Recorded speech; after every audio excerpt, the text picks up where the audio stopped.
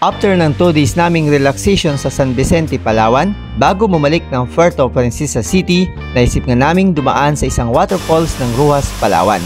Dahil hindi naman kalayuan ng falls na ito sa highway, nasa 2 kilometro nga lang from the highway, hindi ka na nga mahihirapan pang maglakad dahil ang falls na ito ay tabi lamang ng kalsada, tamang-tama kung may dala kang sasakyan at may kasama kang pagod ng masaktan. Ay sorry, pagod na sa biyahe at gustong-gustong nang mag-relax at maligo sa falls. Hi guys, nandito tayo sa Rizal Falls ng Ruas, Palawan. After namin ng San Vicente, dumiretso na kami kagad dito para i-check kung maganda ba at pwedeng tambayan ang falls. At totoo nga, maganda dahil napakataas ng waterfalls guys. Ang taas. At ang lawak ng kanyang pool. Parang swimming pool na. Ligo itong ating mga kasama dito. Yung nga lang parang medyo malalim. Ayan. Susubukan natin paliparan ng ating drone.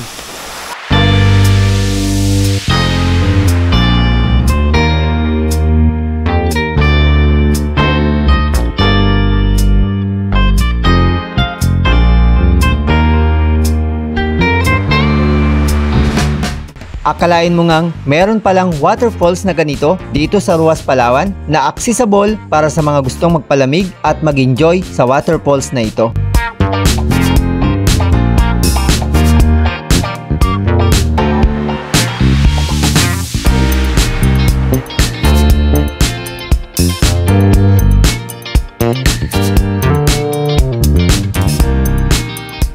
Ang Rizal Falls ay located sa Barangay Dumaraw, Ruas, Palawan, binuksan sa publiko noong October 2023 at isang additional na tourist spot dito sa bayan ng Ruas, Palawan. Kaya kung sakaling mapadaan ka dito sa bayan ng Ruas, Palawan, pwede mong pasyalan ang waterfalls na ito. Pwede mong i-search sa Google Map para siguradong hindi ka mawawala at mapunta sa maling tao.